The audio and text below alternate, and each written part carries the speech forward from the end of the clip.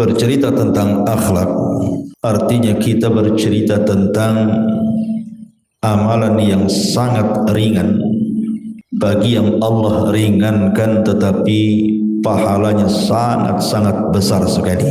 Karena akhlak itu adalah perkara yang paling banyak manusia dimasukkan oleh Allah Subhanahu wa taala ke dalam surga.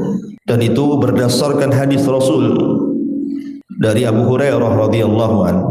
Ketika Nabi SAW ditanya tentang aktsar ma yudkhilun nas al jannah, yang paling banyak memasukkan manusia ke dalam surga, maka Nabi SAW bersabda, taqwallah wa husnul khuluq, bertakwa kepada Allah Subhanahu wa taala dan baiknya akhlak. Nabi SAW tidak mengkhususkan satu ibadah di sini. Rasul tidak katakan salat, puasa, zakat, haji, baca Quran dan begitu seterusnya, tidak. Tapi ketika Nabi SAW ditanya perkara yang paling banyak memasukkan manusia ke dalam surga, Rasul menjawab bertakwa kepada Allah dan baik akhlak. Karena takwa itu memperbaiki hubungan kita dengan Allah dan akhlak itu memperbaiki hubungan kita dengan manusia. Bahkan perkara yang paling banyak memberatkan timbangan kelak pada hari kiamat di sisi Allah Subhanahu wa taala adalah akhlak.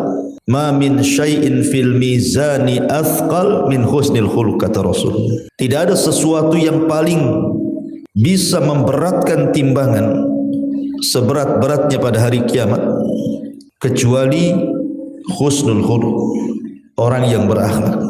Bahkan manusia yang paling dekat dengan Rasul pada hari kiamat, tempat duduknya adalah manusia-manusia yang berakhlak. Sebagaimana Nabi SAW mengatakan, inna min ahabbikum ilayya wa aqrabikum minni majlisan yaumal qiyamah ahasinukum akhlaqo. Sesungguhnya dari manusia yang paling aku cintai dan yang paling dekat denganku majlisnya pada hari kiamat adalah orang-orang yang baik akhlaknya.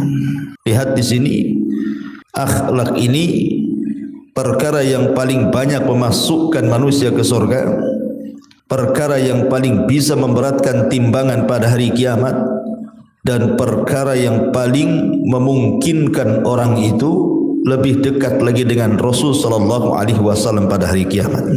Bahkan akhlak itu bisa mengungguli ibadah. Sebagaimana Nabi SAW mengatakan, innar rajul la yudrika bihusni khuluqihi darajata qa'imil laili wa sha'imin nahari. Sesungguhnya seseorang itu bisa mendapatkan dengan baik akhlaknya itu derajat orang-orang yang qiyamul lail dan derajat orang-orang yang puasa di siang hari. Ma'asyiral muslimat yang dimuliakan Allah Subhanahu wa taala, bahkan lebih daripada itu, ibadah itu ibadah itu tidak mungkin diterima oleh Allah Subhanahu wa taala kecuali orang-orang yang memiliki akhlak. Ibadah seseorang terkadang ditolak oleh Allah Subhanahu wa taala kalau orang tersebut tidak punya akhlak. Makanya kita ingat hadis muflis, hadis kebangkrutan manusia pada hari kiamat. Ketika para sahabat ditanya oleh Nabi SAW, atadruna mal muflisu hadhil ummah, tahukah kalian siapa yang paling bangkrut umat ini? Maka para sahabat Nabi SAW dengan polosnya mengatakan, al muflisu fina ya Rasulullah ma la dirhamalahu wala mata. Ya, orang yang bangkrut di antara kami wahai Rasul, ya orang-orang yang tidak punya dirham dan tidak punya barang dagangan alias gulung tikar. Tapi Rasulullah SAW mengatakan bukan itu hakikat kebangkrutan manusia. Tapi hakikat kebangkrutan manusia dari umatku, kata Rasul, man ya'ti yaumal qiyamah bi salatihi wa siyamihi wa zakatihi wa ya'ti qad syatama hadza wa qadhafa hadza wa akala mala hadza wa safaka dama hadza wa dharaba hadza. Tapi orang yang bangkrut pada hari kiamat itu, satu sisi dia membawa pahala solat, membawa pahala puasa, membawa pahala zakat, tapi sisi lain dia mencaci maki orang, menuduh orang, memakan harta orang, menumpahkan darah orang, memukul orang, dan begitu seterusnya. Maka kemudian orang ini akan dikisos. Kemudian nanti pada hari kiamat, kebaikan-kebaikannya akan diambil orang-orang yang pernah dizaliminya. Dan kalau sudah tidak lagi tersisa dari kebaikannya, maka dia harus menanggung keburukan orang yang dizaliminya. Itulah orang bangkrut. Lihat dalam hadis ini, orang ini bukan tidak salat, Bu, salat. Orang ini bukan tidak puasa, puasa. Bahkan dia haji, sempurna rukun Islamnya. Tetapi ketika tidak ada akhlak pada kehidupannya, dia justru suka mencaci, suka memaki, suka menuduh, mengambil harta orang, memukul atau membunuh. Ini kan akhlak-akhlak buruk. Nanti pada hari kiamat, seluruh amal ibadahnya akan diserahkan kepada orang yang kita sakiti. Dari sini kita tahu bahwa ibadah itu sangat tergantung dengan akhlak. Ibadah itu sangat tergantung dengan akhlak. Bahkan rukun Islam yang 5, apakah itu syahadatnya, apakah itu solatnya, apakah itu puasanya, apakah itu zakat dan hajinya, tidak lain dan bukan rukun Islam itu diperintahkan karena inti kandungannya juga kembali ke akhlak. Makanya lihat para sahabat Nabi SAW. Banyak para sahabat Nabi itu sebelum mereka masuk Islam, mereka para peminum khamr, mereka juga pembunuh, mereka juga orang-orang yang keras. Tapi setelah kemudian mengucapkan 2 kalimat syahadat dan mereka dinyatakan masuk Islam, maka mereka menjadi orang-orang yang lembut dan berakhlak. Karena syahadat, 2 kalimat syahadat itu menjadikan orang berakhlak. Kemudian salat. Bagaimana Allah Subhanahu wa taala mengatakan innas salata tanha 'anil fahsya'i wal munkar. Sesungguhnya salat itu mencegah perbuatan keji dan kemungkaran. Lihat bagaimana di balik hikmah salat itu adalah mengajarkan akhlak supaya orang tidak berbuat keji ataupun tidak berbuat kemungkaran. Dan itu bagian daripada akhlak. Ataupun puasa. Nabi SAW sampai mengatakan idza kana yaumu saumi ahadikum fala yarfus yauma idzin wala yaskhab fa in syatamahu ahadun aw qatalahu falyakul inimruun shaim. Kata Nabi SAW, apabila salah seorang di antara kalian sedang berpuasa, maka jangan mengeluarkan kata-kata kotor, jangan pula berteriak-teriak yang tidak ada manfaatnya. Dan kalau ada orang yang mencelanya atau mengajak bertengkar kepadanya, maka orang yang berpuasa diperintahkan oleh Rasul, falyakul inimru'un shaim. Afwan, saya lagi puasa, saya tidak akan melayani kamu. Lihat, puasa membentuk karakter, membentuk akhlak. Begitu juga haji. Kata Nabi SAW, man hajja fala yarfus wala yafsub raja'a min dhunubihi ka yaumi waladathu ummuhu. Barang siapa yang haji, saat haji dia tidak mengeluarkan kalimat-kalimat kotor ataupun tidak melakukan kefasikan, maka dia kembali pulang dan dosa-dosanya sudah dihapuskan seperti anak yang baru dilahirkan, kata Nabi SAW. Menunjukkan bahwa haji itu melahirkan akhlak. Ataupun zakat. Allah Subhanahu wa taala berfirman di dalam surah At-Taubah ayat 103, khudh min amwalihim sadaqah tutahhiruhum wa tuzakkihim biha wa salli alaihim. Ambillah harta-harta dari mereka sebagai zakat atau sedekah. Untuk apa coba? Untuk membersihkan mereka dan untuk mensucikan mereka. Artinya dibersihkan dari hartanya dan dibersihkan dari akhlak-akhlak, baik akhlak zahir ataupun batin. Kesimpulannya, baik itu syahadat, baik itu salat, baik itu puasa, baik itu haji, baik itu zakat, semua terkandung perintah akhlak. Makanya kemudian akhlak ini tidak bisa dipisahkan dengan ibadah. Makanya kenapa Nabi SAW memuji manusia yang memiliki akhlak itu dengan mengatakan afdalun nas, seafdal-afdal manusia. Dalam sebuah hadis dari Abdullah ibn Amr ibn As radhiyallahu an, dan hadis ini disahihkan oleh Syekh Nasiruddin Al-Albani dalam silsilah as-sahihah. Kata Nabi SAW, afdalun nas kullu mahmumil qalbi saduqul lisan. Qalu saduqul lisan na'rifuhu ya Rasulullah, fama mahmumul qalbi? Qala taqiyun naqiyyu la ithma fihi wala baghya wala ghilla wala hasad.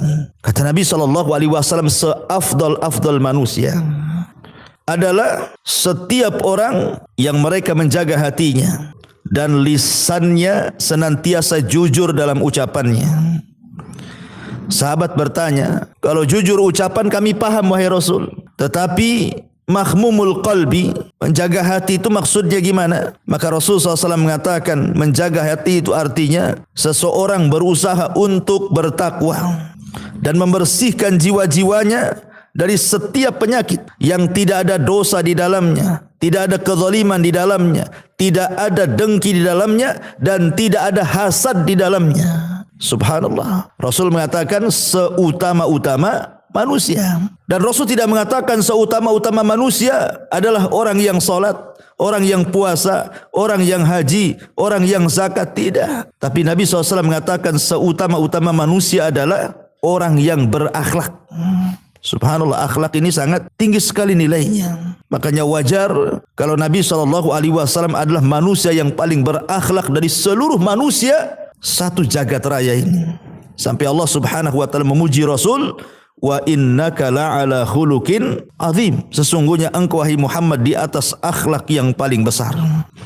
Ma'asyiral muslimat yang dimuliakan Allah Subhanahu wa taala. Lah akhlak sendiri adalah sesuatu yang bisa menyempurnakan iman seseorang. Jadi akhlak itu bisa menyempurnakan iman seseorang. Kata Nabi SAW, akmalul mu'minina imanan ahsanuhum akhlaqo. Mukmin yang paling sempurna imannya adalah mukmin yang paling baik akhlaknya. Mukmin yang paling sempurna imannya adalah mukmin yang baik akhlaknya. Lihat bagaimana keimanan juga ditentukan dengan akhlak. Artinya akhlak ini bukan perkara biasa. Karena banyak faedah-faedah yang akan didapat dari lahirnya berbagai macam keutamaan-keutamaan bagi orang-orang yang betul-betul berusaha untuk menjadi manusia yang berakhlak. Bayangkan Bu, sampai-sampai akhlak itu bisa menambah umur. Kata Nabi SAW, husnul khuluqi wa husnul jiwari yu'ammiranid diyari wa yazidani fil a'mari. Kata Rasul, baiknya akhlak dan baiknya bertetangga, keduanya bisa memperbaiki kondisi rumah dan bisa menambah umur seseorang. Sampai-sampai Nabi SAW mengatakan seperti itu. Bahkan akhlak sendiri memang tidak bisa seseorang itu menjadi baik kecuali seseorang itu berakhlak. Kata Rasul, inna min khiyarikum ahsanukum akhlaqah. Orang yang paling baik di antara kalian adalah orang yang paling baik akhlaknya. Lihat bagaimana barometer orang dianggap baik itu karena kebaikan akhlak. Makanya lihat di masyarakat kan Bu ya. Umpamanya ibu punya dua tetangga tuh. Tetangga sebelah ahli ibadah, salatnya rajin, puasanya rajin, baca Qur'annya rajin, tetapi jarang senyum. Kemudian kalau ngomong itu nyelekit. Ini tuh Bu ya.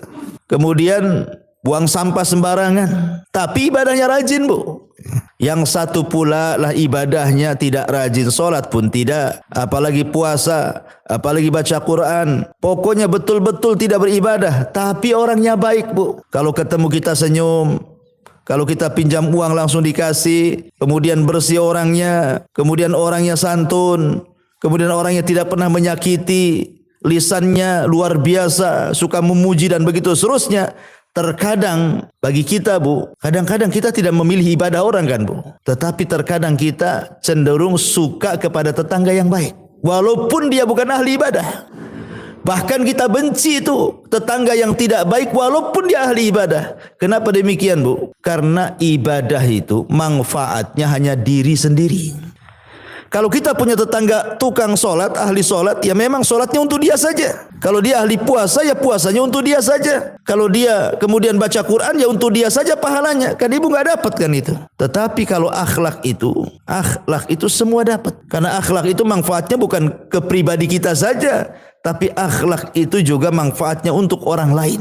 Ya, makanya kenapa terkadang baiknya seseorang itu ditentukan dengan akhlak. Kata Nabi SAW, inna min khiyarikum ahsanuhum akhlaqo.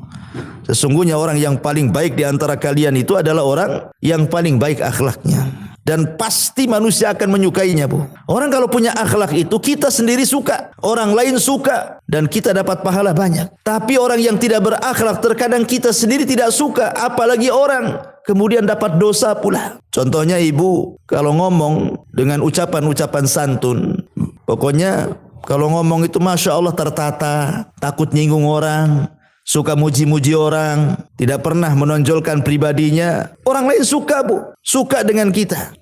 Bahkan orang lain itu nyaman dengan kita, mau ketemu dengan kita, bahkan sebagian mereka pengen terus berkawan dengan kita kan gitu. Dan kita pun merasa plong karena tidak ada manusia yang disakiti oleh kita.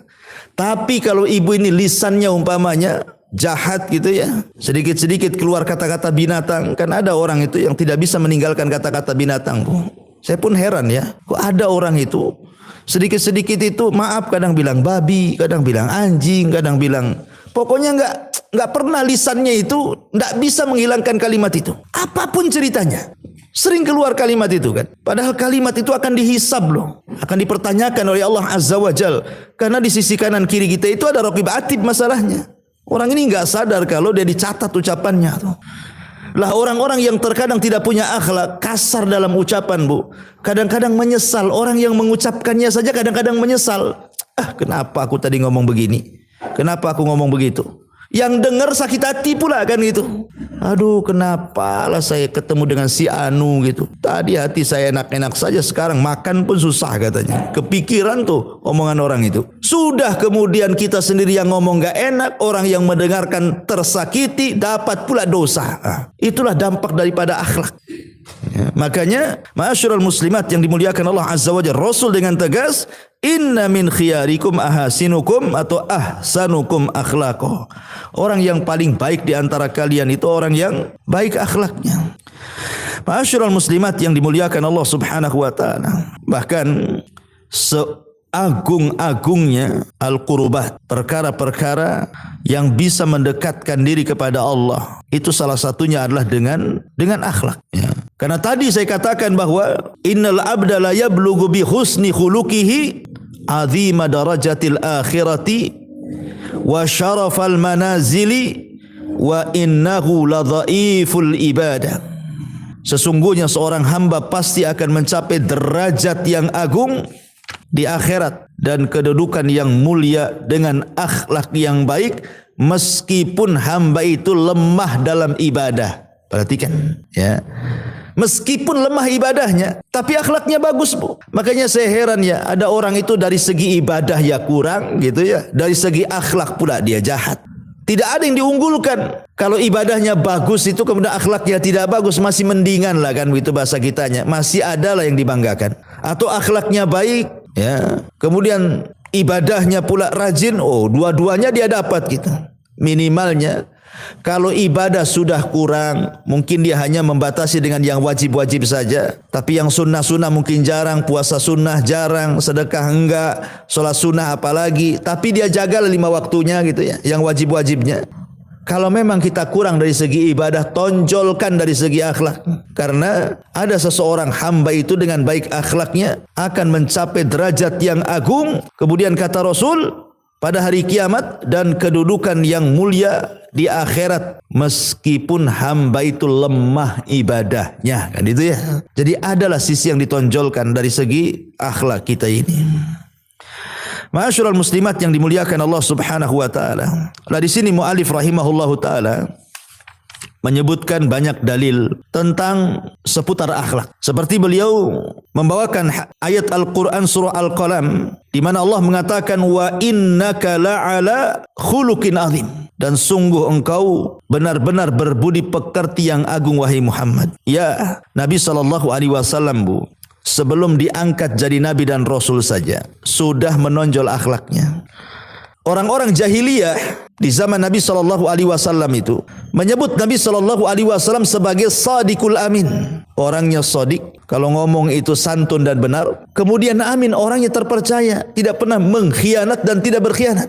Dan itu sejak kecil, bukan setelah diangkat jadi Nabi dan Rasul saja, tidak. Sejak kecil Nabi SAW akhlaknya baik. Bagaimana dia ingin membantu pamannya karena sudah banyak memberikan kebaikan kepadanya. Jazaul ihsan ilal ihsan, mengajarkan balasan orang baik itu adalah kebaikan. Dan itu dicontohkan oleh Nabi SAW sejak kecil. Dia sudah menjadi penggembala kambing untuk membantu ekonomi pamannya. Kemudian ketika dia dititipi oleh teman-teman sejawatnya kambing-kambing gembalaannya, sementara ada acara entah walimah entah acara, kawan-kawannya terkadang menitipkan kambing kepada Rasul yang jumlahnya bukan 10-20, mungkin ratusan kambing. Tapi tidak ada satupun kambing yang hilang. Bahkan kambingnya gemuk-gemuk dirawat Nabi SAW. Amanah. Bahkan sampai diangkatnya beliau menjadi Nabi dan Rasul pun beliau sangat amanah. Di mana barang-barang orang Quraisy itu kalau mereka safar dititipkan kepada Nabi SAW, tidak ada yang hilang. Tidak pernah digunakan. Bahkan dirawat. Tidak seperti kita dititipi barang itu. Maaf ya, saya titip motor. Motornya dipakai sama ibu seharian tuh, dah rusak dikembalikan. Gimana ini kan? Barang titipan terus dijaga gitu ya. Dan balasannya nanti di akhirat, bukan balasannya di dunia dengan mengatakan enak saja nih titip motor sama saya, ya saya pakailah Ustaz kan itu. Enggak begitu. Kita ini kalau memang ingin dapat pahala besar, rawat. Kecuali kalau kita memang izin sama yang nitip, boleh enggak saya pakai motormu selama dititip di saya? Dan saya janji nanti kalau rusak saya perbaiki, kan enak gitu Bu ya. Tapi kalau nggak ada omongan kayak gitu, ya taruh aja lah, kita jaga di rumah kita. Itu titipan orang. Kalau nanti datang orangnya kita kembalikan. Terus saya dapat apa? Dapat pahala. Ya, kita dapat pahala. Itu yang dilakukan Nabi SAW. Dan Nabi SAW tidak pernah mengucapkan kecuali kebenaran.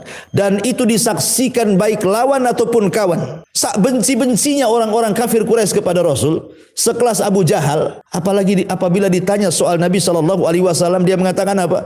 Aku tidak pernah melihat dari lisannya keluar kedustaan. Bahkan Nabi Sufyan sebelum masuk Islam, yang merupakan pemimpin Quraisy, juga ketika ditanya oleh Raja Herakli soal kenabian Rasul SAW, kemudian ditanya soal apakah orang yang ngaku Nabi di Mekah itu kalau ngomong dia bagaimana, dia mengatakan aku tidak melihat kedustaan pada raut wajahnya katanya. Jadi Nabi SAW itu betul-betul memang di atas akhlak yang luar biasa. Itu sebelum diangkat jadi Nabi itu. Apalagi setelah diangkat jadi Nabi, Ummuna Aisyah radhiyallahu anha ditanya soal akhlak Nabi SAW, maka Rasul mengatakan, Aisyah radhiyallahu anha mengatakan, kana khuluquhul Quran. Akhlaknya Rasul itu adalah Al-Quran. Setiap perintah kebaikan dalam Al-Quran sudah dilaksanakan Nabi. Itulah Nabi SAW Al-Quran yang berjalan. Makanya Allah Subhanahu wa taala katakan, wa innaka la'ala khuluqin azim, dan sungguh kamu wahai Muhammad benar-benar di atas akhlak yang sangat mulia. Adapun Allah Subhanahu wa taala di sini memerintahkan juga di dalam surah Fussilat ayat 34, wadfa billati hiya ahsan fa idza kana alladhi bainaka wa bainahu adawatun ka'annahu waliyyun hamim. Tolaklah kejahatan itu dengan cara yang lebih baik.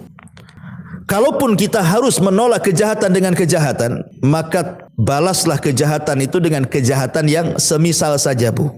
Seperti ibu dicela, kemudian ibu tak terima, boleh enggak Ustaz menjawab celaan dengan celaan? Boleh, tetapi dengan celaan yang sama. Pamannya ibu dikata-katai yang tidak baik. Oh, orang itu otaknya kayak otak binatang apa gitu ya. Itu otak semut tuh katanya. Ya. Jadi kalau ada orang yang kemudian mencela seperti itu kata Bu, maka ibu boleh mencela balik, otak dia yang semut. Itu Bu ya. Sudah sampai di situ saja. Kalau dia mengatakan otak ibu otak semut, maka ibu katakan dia juga otaknya semut. Titik sampai di sini. Jangan ibu tambah. Itu bukan semut saja, buaya-buaya ada tuh. Ini ibu nambah namanya ya. Jadi jangan ditambah. Kalau mau membalas kejahatan itu cukup dengan kejahatan yang sama. Tapi kalau seandainya ibu balas dengan kebaikan, maka Allah mengatakan idfa billati hiya ahsan. Tolaklah kejahatan itu dengan cara yang jauh lebih baik lagi. Fa idzal ladzi bainaka wa bainahu adawah ka'annahu waliyyun hamim.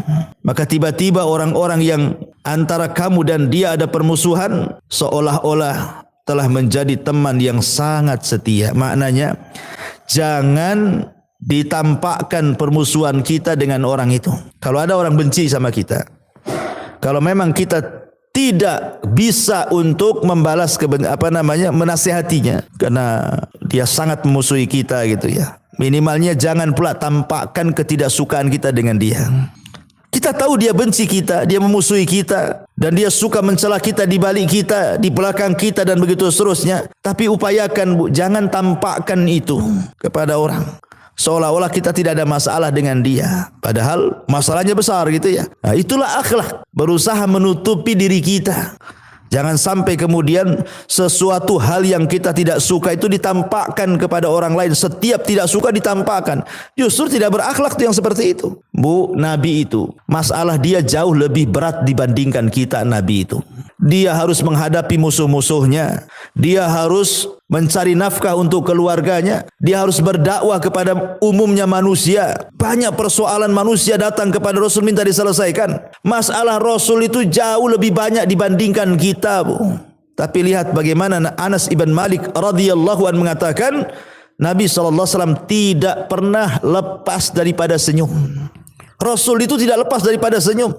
Bahkan Rasul sangat menganjurkan senyum dan mengatakan tabassumuka li akhika sadaqah. Senyum kamu kepada saudaramu itu sedekah, Bu. Ya, bayangkan Rasul itu banyak masalah, Bu. Masalahnya bertubi-tubi Nabi itu. Ya diejek sama musuh-musuhnya, difitnah sama musuh-musuhnya, dibuli sama musuh-musuhnya, dibuatkan makar sama musuh-musuhnya.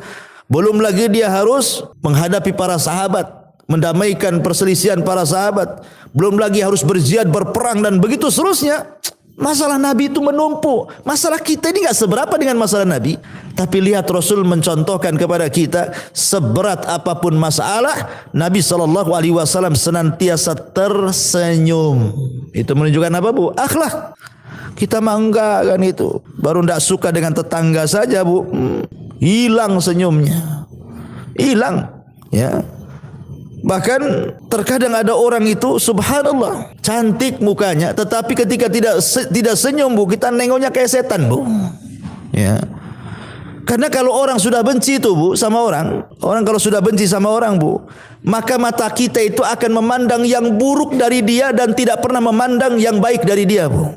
Sama dengan ibu kalau sudah cinta dengan seseorang, tidak akan dipandang keburukannya, yang ada kebaikannya, bahkan akan dibela walaupun dia melakukan keburukan.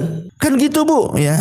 Tetapi minimalnya walaupun kita ini bermusuhan dengan orang, tapi kita tetap senyum, ya kan, santun kan gitu. Ya, minimalnya janganlah kayak setan muka kita, bukan? Ya, dianggapnya memang si anu itu baik itu, padahal saya sudah musuhi dia, saya sudah jelek-jelekin dia, tapi dia itu Masya Allah kok senyum, kadang-kadang ada masalah katanya kan. Nah, inilah akhlak, Bu. Kadang-kadang akhlak itu sama lawan saja dipuji jadinya kan. Tapi kalau tidak ada akhlak, makin diperkuat. Ya memang itu jahat, tengok aja mukanya tuh katanya. Senyum pun tidak katanya. Ini kan masalah, Bu, ya. Jadi di sini bagaimana Nabi Allah Subhanahu wa taala mengajarkan akhlak yang mulia.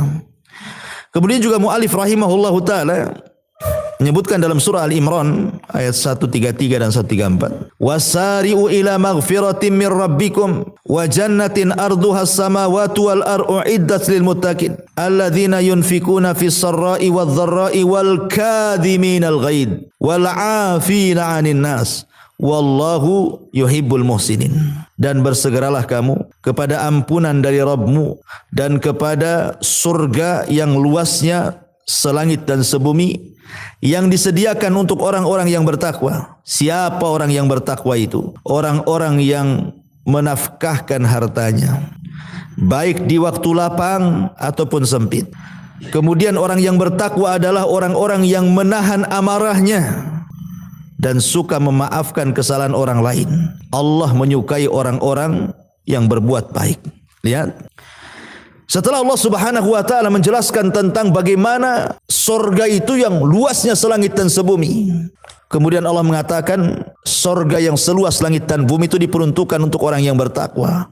Lah ciri yang menonjol dari orang yang bertakwa yang akan mendapatkan surga seluas bumi dan langit itu disebutkan oleh Allah Subhanahu wa taala 3 perkara. Pertama, orang-orang yang membiasakan sedekah walaupun dia senang ataupun susah, baik ketika lapang ataupun sempit, dia tetap sedekah. Dia tidak menunggu lapang saja, sempit pun dia berusaha untuk sedekah walaupun tak banyak. Kemudian yang kedua, bisa menyembunyikan amarahnya. Ini yang susah nih. Kadang-kadang kita ini kalau lagi marah itu, kalau bisa itu semua isi hati itu keluar semua lewat mulut tuh. Kalau bisa itu semua keluar sausus-ususnya kan Bu ya. Dikeluarkan semuanya. Iyalah Ustaz, kalau saya tutup-tutup nanti jadi penyakit, nanti sakit hati, nanti banyak. Enggak begitu juga kan gitu ya. Justru kalau kita tidak memuntahkan semua yang kita tidak suka, kemudian kita bersabar, inilah bagian daripada al-kadimin al-ghaid, menahan amarah dan hawa nafsu, dan ini bagian jihad melawan hawa nafsu.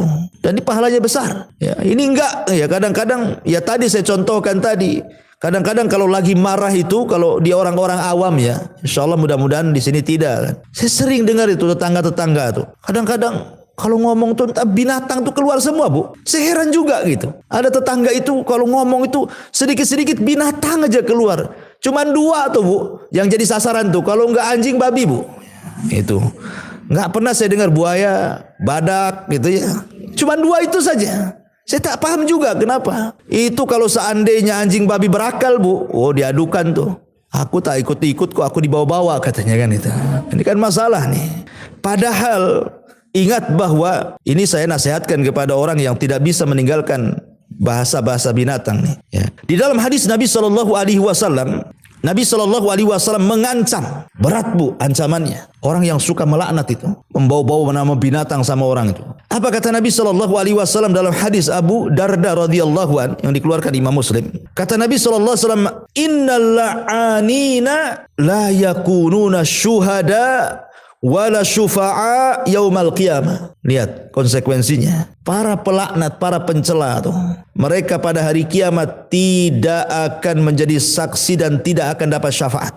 Mereka tidak akan jadi saksi dan mereka tidak akan mendapatkan syafaat pada hari kiamat. Subhanallah. Salah satu yang menyelamatkan kita kelak pada hari kiamat itu syafaat Bu. Syafaat. Baik syafaatnya malaikat, syafaatnya para nabi, syafaatnya orang-orang yang beriman dari kalangan orang-orang soleh, syafaatnya anak, syafaatnya orang tua, syafaatnya orang-orang yang ahli perang, para syuhada gitu ya. Ini orang-orang yang suka mencela ini, mereka tidak akan dapat syafaat, kan ngeri Bu. Ya makanya saya nasihatkan kalau yang belum bisa meninggalkan kalimat-kalimat binatang itu kurangilah. Ya kurangi. Ya kalau bisa sih dikurangi, bukan berarti diganti. Ya diganti sama aja. Kan gitu ya. Kan saya sudah ganti yang lebih halus Ustaz. Biasa saya bilang anjing, sekarang saya bilang curut katanya. Lah sama aja kan gitu, itu binatang juga. Ya. Sebaiknya jangan, enggak usah ganti-ganti, dihilangkan. Karena itu celaan-celaan yang luar biasa. Takutnya sudah menjadi latah tuh Bu. Itu yang jadi masalah. Kalau sudah menjadi latah ucapan seperti itu, nanti akan dibawa kepada pikun dia. Kalau Allah takdirkan dia pikun. Coba bayangkan, orang yang terbiasa mengucapkan kalimat binatang ketika warasnya, ketika dia pikun, itu yang dikhawatirkan. Akhirnya kadang belum pikun Bu. Kadang-kadang terperanjat, kaget mungkin bahasa kitanya ya. Itu yang keluar bahasa itu juga tuh. Padahal hanya kaget saja. Apalagi kalau sudah pikun kan gitu ya. Ya Allah, ini enggak kita bayangkan gitu. Kebiasaan-kebiasaan buruk itu masuk ke dalam kepikunan dia. Oleh karena itulah maka Nabi SAW sampai keras sih mengatakan la'anun ya la yakununa syuhada wala syufa'a yaumal qiyamah. Ma'asyiral muslimat yang dimuliakan Allah Subhanahu wa taala.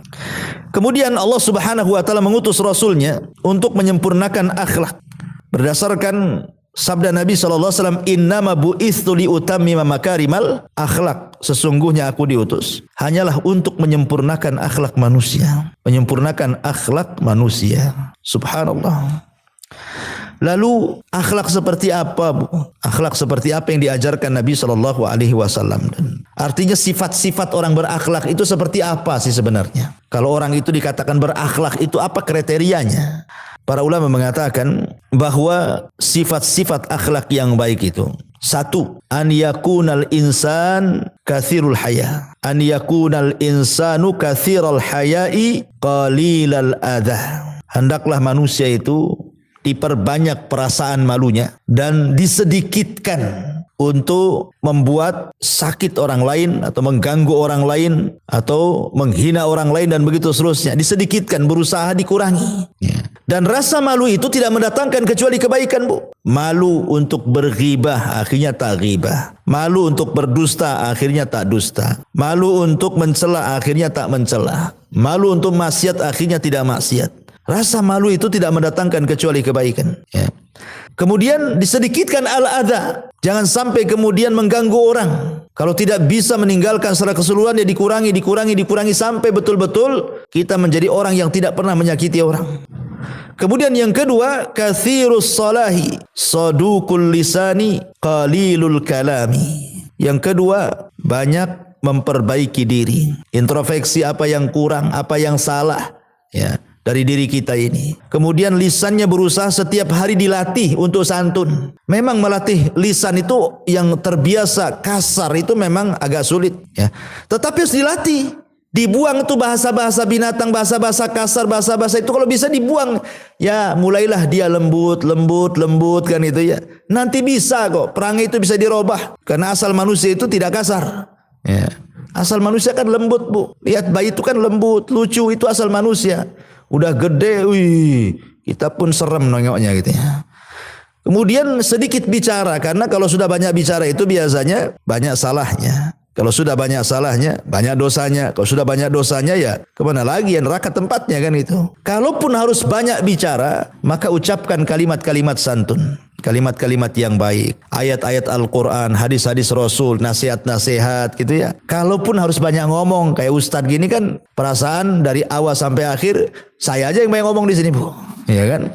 Ya, tapi yang kita sampaikan itu kan nasihat-nasihat gitu ya, ayat-ayat, tidak masalah kalau harus banyak ngomong. Tapi kalau tidak menyampaikan Quran, tidak menyampaikan sunnah, tidak menyampaikan nasihat, yang ada cacian makian, buat apa kan itu? Lebih baik faliyakul khairan aw liyasmut. Katakan yang santun kalau tidak bisa diam.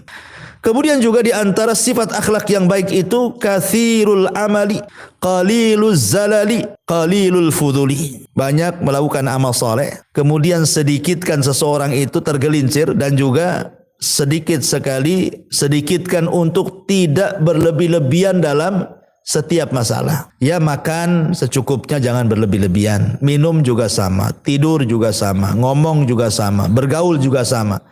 Karena sesuatu yang sifatnya melampaui batas itu tidak bagus. Apapun, ibadah pun sama. Kalau melampaui batas kan jatuh ke bid'ah, Bu, nggak boleh. Ya, maka begitu juga. Itu bagian daripada akhlak itu, kurangi hal-hal yang mubah, seperti umpamanya ibu ingin bosanlah di rumah gitu kan.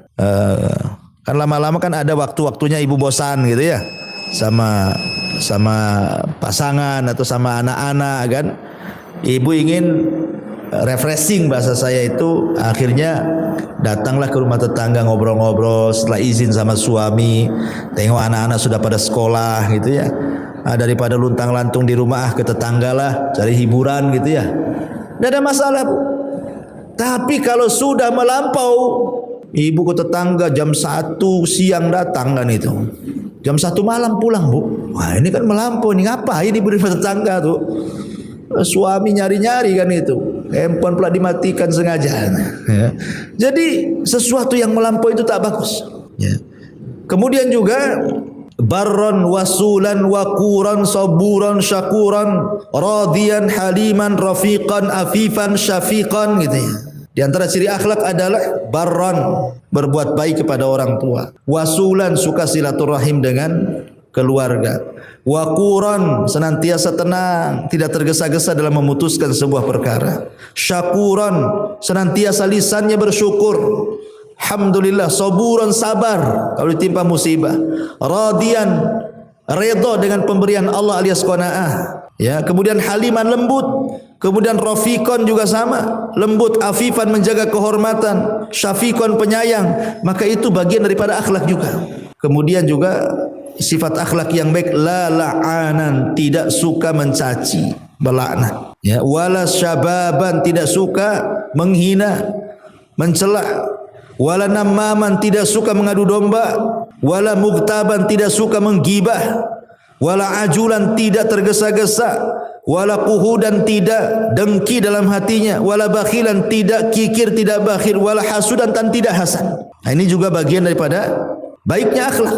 Tidak suka mencela, tidak suka melaknat, tidak suka mengadu domba, tidak suka menggibah, tidak suka tergesa-gesa, tidak suka dengki, tidak suka bakhil, dan tidak suka hasad. Nah, ini bagian daripada sifat akhlak yang baik. Termasuk juga basyasan hasyasyan, senantiasa sumringah, senyum, menyenangkan wajahnya. Yuhibbu fillah, dia mencintai karena Allah. Wa yardha fillah, dia redha karena Allah. Wa yaghdha fillah, kalaupun harus emosi karena Allah Subhanahu wa taala. Nah, ini di antara sifat-sifat pokok orang itu dikatakan berakhlak, ya, secara global. Lalu bagaimana caranya, Ustaz? Saya ini ya ingin sih meninggalkan apa yang tadi dinasihatkan. Pamannya dulunya suka kasar, akhirnya jadi lembut gitu ya. Yang dulunya ngomongnya tidak tertata, sekarang mulai ditata gitu. Yang dulunya suka dendam, dengki, hasad. Gimana caranya ya supaya hilanglah akhlak-akhlak buruk itu, macam mana caranya? Maka ulama membahas yang disebut dengan wasail litahsili husnil khuluqi. Apa saja wasilah-wasilah supaya kita mendapatkan akhlak yang baik itu seperti apa wasilahnya. Ya. Yang pertama, doa. Itu penting. Karena doa itu yang bisa merubah kehidupan kita. Ad-doa dengan apa? Bi husnil khuluqi. Supaya Allah memperbaiki akhlak kita. Makanya Rasulullah SAW mengajarkan doa apabila kita menggunakan pakaian apa? Kama ahsanta khalqi fa ahsin khuluqi, kan itu. Sebagaimana engkau memperbaiki bentuk badanku, maka perbaiki juga akhlakku. Jadi minta bukan hanya bentuk badan saja, tapi yang lebih daripada itu ada akhlak batin yang jauh lebih baik. Libasut taqwa namanya. Kan ada pakaian itu ada dua, Bu. Ada pakaian luar, ada pakaian dalam. Bukan pakaian dalam itu yang dipahami enggak. Maksudnya kalau pakaian luar itu berkaitan dengan fisik ibu berdandan, pakai celana yang bermerek, pakai baju yang bermerek, pakai tas yang bermerek. Belum lagi kemudian kosmetiknya dan macam-macamnya lah, alat-alat dandannya itu yang mahal-mahal. Bukan hanya sekedar itu, Bu, memperbaiki badan itu. Atau kalau punya uang datang ke rumah sakit, dioperasi, suntik sana, suntik sini, biar kencang tidak miring, kan itu ya. Tapi yang lebih daripada itu, libasut taqwa, kata Allah. Pakaian takwa yang lebih baik. Maka berdoa kepada Allah Azza wa Jal, bukan hanya Allah memperbaiki badan kita saja supaya tidak sakit, supaya tidak cepat tua gitu ya. Maka minta kepada Allah juga supaya diperbaiki akhlaknya. Ini yang pertama, doa. Yang kedua, tafakkur fi thawabi husnil khuluqi. Cobalah sebelum kita ini mengeluarkan kata-kata kotor ataupun hendak menyakiti orang dengan akhlak buruk kita atau apalah namanya, ingat bahwa dalam melaksanakan akhlak yang baik itu ada pahala besar. Dan tidak tanggung-tanggung pahala orang yang berakhlak itu. Ingat bahwa yang berakhlak itu adalah seafdol-afdolnya manusia. Bahwa orang yang berakhlak itu adalah sesuatu yang paling banyak memasukkan ke surga. Bahwa orang yang berakhlak itu sesuatu yang paling memberatkan timbangan dia. Bahwa yang berakhlak itu sesuatu yang paling mendekatkan dia dengan Rasulullah SAW pada hari kiamat. Bahwa sebaik-baik manusia ditentukan dengan akhlaknya. Ingat tuh keutamaan-keutamaan itu. Sehingga tidak jadi ya mau mencela akhirnya memuji, kayak gitu, Bu, ya. Memandang yang haram akhirnya yang halal, dan begitu seterusnya. Nah, tafakur, coba berfikir kepada pahala besar yang akan diraih daripada orang yang berakhlak itu. Kemudian yang ketiga, qabulun nasihati minal ghairi mahmakana. Mudah menerima nasihat. Orang kalau mudah menerima nasihat, Bu, itu mudah berubah tuh. Karena ada orang kalau dinasihati malah nasihati balik, Bu. Ya, bahasa Jawanya itu kalau ibu ngandani itu malah dikandani, Bu. Ya. Kalau nasihati balik gitu ya. Bukannya diterima, jazakillah khairan, kamu sudah menasihati saya, kalau bukan kamu siapa lagi, dan begitu. Enggak, ya. Malah kemudian macam-macam perangainya. Kurang ajar, kayak dia aja yang baik katanya. Gitu Bu, terima kasih siapapun dia. Ya.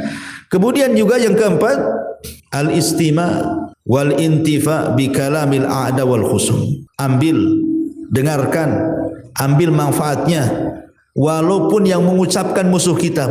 Jangan sampai kemudian kebencian kita kepada sebuah kaum tidak berlaku adil kepada kaum tadi. Kalau yang baik kita dengarkan, kalau yang baik kita ambil. Ya. Karena memang tabiat manusia itu kalau benci dengan orang biasanya tidak akan dilihat kebaikannya, yang ada buruk aja di mata dia. Tetapi kalau ingin kita ini menjadi baik dan berakhlak, ya dengerin saja. Kalau memang musuh kita ini mengeluarkan kata-kata yang baik, kita tiru, kita ambil, kita manfaatnya. Ya. Kemudian juga yang nomor 5, musahabatu ahlil fadli wal muru'ah. Kalau akhlak ingin baik Bu, jangan berkawan dengan akhlak-akhlak yang buruk. Ibu ini susah meninggalkan ghibah, temannya pula ahli ghibah. Ya klop lah kan begitu. Ibu ini ahli ya tadi, mungkin bukan ibu lah, contohnya yang lain aja. Ya. Mungkin ada orang-orang yang belum bisa meninggalkan kalimat-kalimat tadi, binatang-binatang. Kawannya lebih parah lagi. Kalau dia paling 2 binatang aja, dia pula 10 binatang Ustaz. Ini kan klop namanya ya. Sekalian aja dua-duanya masukkan ke kebun binatang. Jadi kalau ingin baik, berkawan dengan orang baik. Siapapun yang berkawan dengan orang baik 40 hari saja Bu, sudah mempengaruhi dia Bu. Sebagaimana orang itu berkawan dengan orang jahat 40 hari saja sudah bisa jadi jahat ya. Makanya kalau ingin akhlaknya baik, berkawan dengan pemilik akhlak yang baik. Kemudian juga mujanabatus sufaha wal battalin. Kalau bisa jauhi orang-orang yang safih, orang-orang yang bodoh, orang-orang yang jahil dan tidak berakhlak. Karena biasanya orang-orang yang tidak berakhlak itu disebabkan karena kebodohan, karena kejahilan. Tinggalkan. Ya jangan dekat-dekat orang-orang kayak gitu itu. Kemudian yang nomor 7, an-nadharu fi siyari Rasul. Lihat sejarah Nabi. Macam mana Nabi disakiti, macam mana menghadapinya. Macam mana Nabi difitnah, macam mana Nabi menghadapinya. Bagaimana Nabi dighibah, bagaimana cara menghadapinya. Bagaimana Nabi SAW mulai dari sebelum diangkat jadi Nabi, setelah diangkat jadi Nabi, bahkan ketika dia berdakwah, macam mana dakwahnya. Jadi lihat sejarah Nabi supaya kita bisa mencontohnya. Ya. Kemudian juga yang nomor 8, tamrin an-nafsi ala fi'lil akhlaqil hasanati bi tatbiqil amali. Membiasakan bahwa akhlak itu bukan hanya sekedar teori, tapi kalau bisa juga dilaksanakan dalam segi perbuatan. Ya. Kemudian juga yang nomor 9, at-ta'ammul wa ta'arruf ala ma tahmiluhu nafsu min akhlaqis sayyiati wa adatil qabihati. Renungkan orang-orang atau akibat-akibat ketika orang itu berakhlak dengan akhlak yang bagus kan. Makanya sering saya ulang-ulang Bu, madrasah yang paling manfaat itu, yang sangat berharga bagi kehidupan kita, yang boleh jadi melebihi orang yang sekolah dari SD, SMP, SMA sampai S1, S2 sampai doktor. Ya, jadi madrasah kehidupan di sekitar kita kadang-kadang itu yang sangat bermanfaat untuk kita.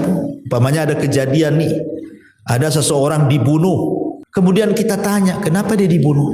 Oh, gara-gara dia menghina. Jadi orang yang membunuhnya itu tersakiti hatinya. Mungkin dia mencaci maki, nggak terima, akhirnya ditusuk, matilah dia. Oh, berarti memang kita harus menjaga lisan. Kalau tidak nanti kita kena pula kayak dia. Padahal dia ngomong itu sepele saja. Boleh jadi mungkin tadi mengatakan si fulan anjing atau babi atau apa, akhirnya kemudian orang itu emosi, ambil pisau ditusuk, mati akhirnya. Ya. Kan banyak Bu, saya lihat di berita-berita itu orang membunuh itu Bu, itu gara-gara masalah sepele. Hanya gara-gara tersinggung. Ya, tersinggung dia. Dari ucapannya yang kasar, tersinggung, akhirnya dibantai itu. Ini kan ataupun dari perbuatan-perbuatan buruk dia tidak menghargai dan begitu seterusnya, akhirnya kemudian dibunuhnya. Itu kan jadi pelajaran tuh. Kalau kita pandai mengambil pelajaran, kenapa si fulan dipukul, kenapa si fulan dibunuh, kenapa si fulan dibuli, kenapa ini? Oh, ternyata karena akhlaknya enggak bagus. Akhirnya kita tidak ikut seperti dia. Itu maksudnya. At-ta'ammul wa ta'aruf ala ma tahmiluhu an-nafsu min akhlaqis sayyiati wa adatil qabihah ini. Kemudian juga yang terakhir, mujahadatun nafsi wastifraghul was'i ala tarkil akhlaqis sayyiati. Harus berusaha berjihad meninggalkan akhlak itu, karena meninggalkan kebiasaan buruk itu memang berat. Kenapa berat? Karena ibu punya musuh 2. 1 setan yang senantiasa memberikan was-was, 2 hawa nafsu. Ya. Jadi kalau ingin meninggalkan itu, ibu harus melawan dua perkara ini. Pertama lawan setan, yang kedua lawan hawa nafsu. Makanya kenapa Rasul mengatakan, Allah mengatakan dalam Quran, wa man yujahidu fina lanahdiyannahum subulana. Orang yang sungguh-sungguhlah yang akan mendapatkan hidayah dari Allah Subhanahu wa taala. Masyarul muslimat yang dimuliakan Allah Azza wa, ini di antara ulasan-ulasan. Adapun dalil yang disebutkan mu'alif tadi sebagian sudah saya bacakan juga dalam muqaddimah, ibu bisa baca sendiri. Tapi yang jelas saya tutup dengan satu hadis Nabi sallallahu alaihi wasallam.